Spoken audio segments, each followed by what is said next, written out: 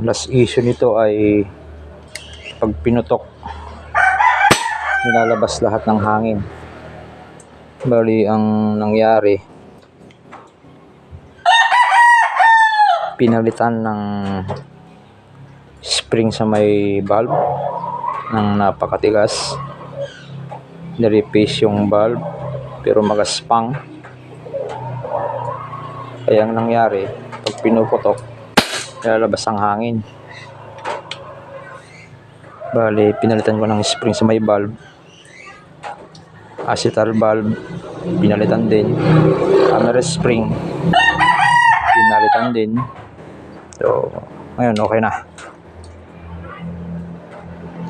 Renipis pa pala ng renipis pa pala yung valve seat.